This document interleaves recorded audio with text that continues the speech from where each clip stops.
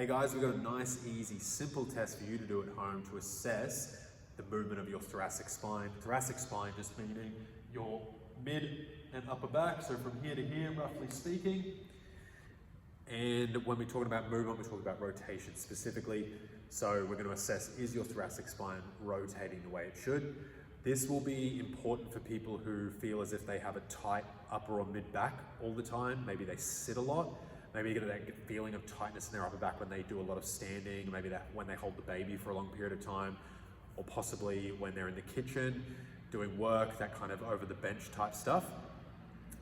Or maybe even people have transitioned to a standing desk from work after sitting for long periods of time and they feel that tightness in their back and that makes them want to sit down. Assess your rotation. We'll provide you with a solution. See if that begins to help relieve that feeling of tightness and stiffness in your upper back. Right, so we're going to get onto the simple test. We need a foam roller and something that we can sit on. So what we're going to do is we're going to sit.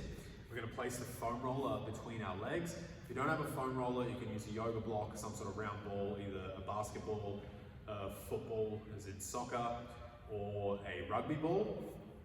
Okay, we want to sit in a nice neutral position. We don't want to be overextended or slumped. We just want to be in a neutral position. Sweet. So what we're going to do is we're going to place the foam roller between our legs because we're going to squeeze the foam roller with our legs, so driving our knees towards each other. What this does is it isolates the rotation to the thoracic spine because squeezing the foam roller engages muscles above and below the hips. If I don't squeeze the foam roller, you can see how much range of motion I get. Whereas if I squeeze the foam roller and maintain that tension while I rotate, I'm almost half my degrees. That's my true thoracic rotation, okay?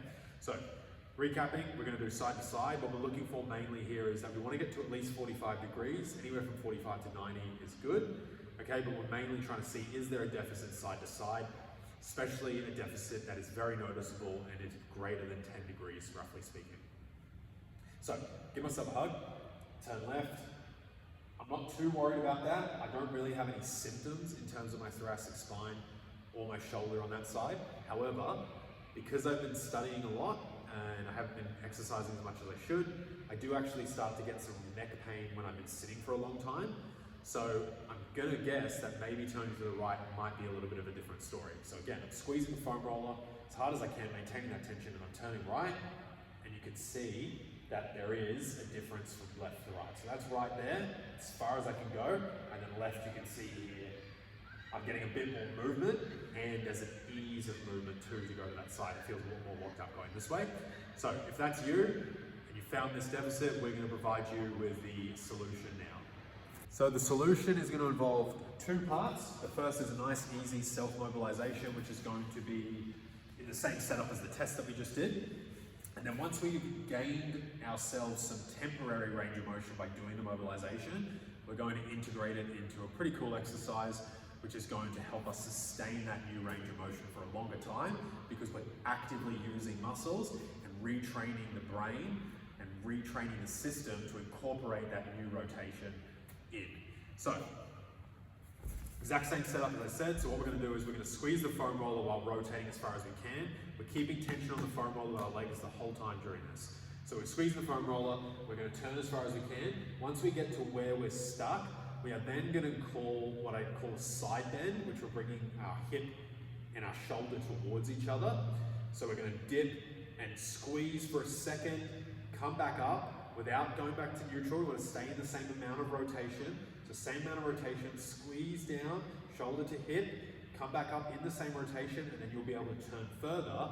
And we're going to do that for 3 repetitions. So one shoulder to hip, rotate further, one shoulder to hip, rotate further, one shoulder to hip, rotate further, and then you can jump on the other side, give the other side some love. Always do that when we're doing this mobilization. You might as well just give the other side some love as well. We'll appreciate it. So once we've done 3 on one side, we'll do 3 on the other, and we'll do that 3 to 5 times in total. So 3 to 5 on each side for 3 reps, okay? So as you can see here, what I'm gonna do is squeeze the foam roller, give myself a big hug. I'm stuck here.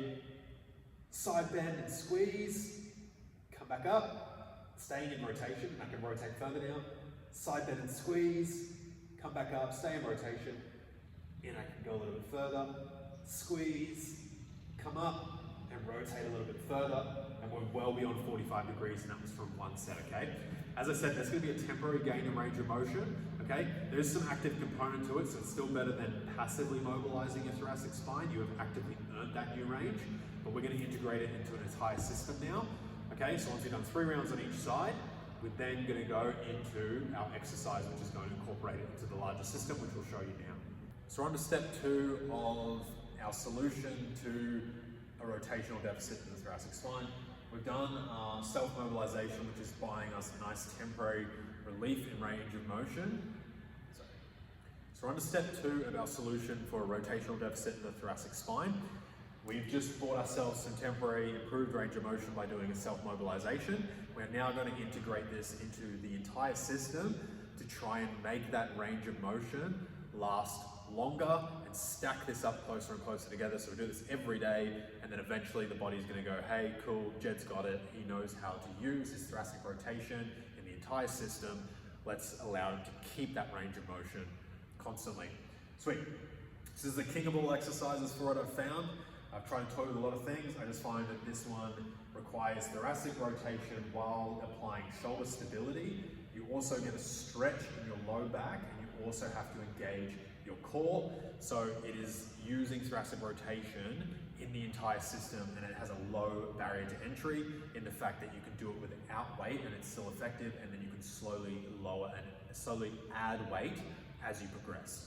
So I'm going to do it with weight to show you. I'll do a front on first, but this is basically just called a windmill, and it's going to be with a dumbbell. You can do it with a kettlebell as well, okay? And then obviously you can do it without weight. So we want to have feet wider than shoulder width apart.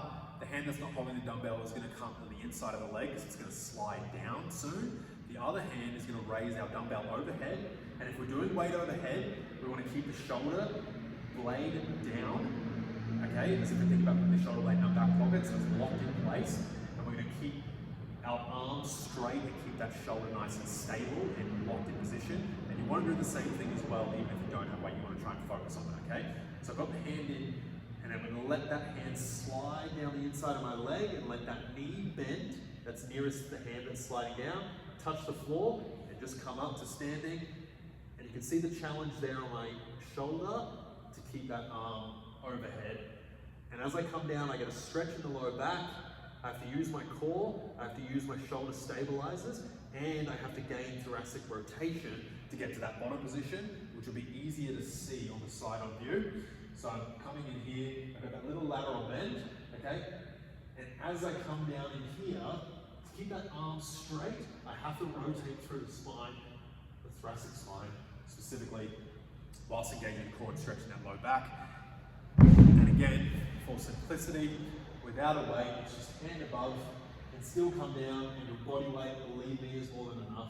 You're still getting an awesome stretch there, and you're still rotating. And if you don't have weight, you can actually, it's a safer movement to explore a rotation. So once I'm in this bottom position, if I don't have any weight, I can actually think about the shoulder of the hand that's up in the air. I can actually try and peel that back over myself and try and really open up the spine there, and that increases that stretch through here, and it also engages all the muscles in your thoracic spine to get that rotation, okay? Once we've done that, we want to test and retest as we always do. So we know we have that rotational deficit turned to the right. Let's see how I retest and make sure that this exercise is going to be worth my time and investment. So as always, we're coming back to a retest. We're the test-retest model, okay? Always, when you introduce an exercise to try and address a problem, you always want to retest, because then you know you're on the right track if there's an improvement in the test, okay? Otherwise, you could be wasting time, wasting investment, and wasting energy, right? So, as we knew, the right was more restricted than the left, so let's just see where the left's at. Again, we're squeezing down on this foam roller, turning. Left is pretty similar, feels a little bit lighter, easier to move than what it was, but let's have a look and see what this right rotation's doing after specifically addressing it with that exercise. So there, definitely gained roughly 10 degrees, I would say, and it feels a lot easier out of the gate. I still get a bit of tension towards that end range, but it's definitely an easier movement, and I've got that little 10-degree increase in range of motion, and that was from one set of the self-mobilization integrated into the one set of the windmill. So again, as always, we want to do 3 to 5 sets of each of those every day for 2 to 4 weeks and see how you respond. But you can see from just doing one set, I've got an improvement straight away. So that means that this exercise is probably going to be worth my investment of my time. And we can imagine the return on investment we're going to get if we did 3 to 5 sets each day for the next 2 to 4 weeks.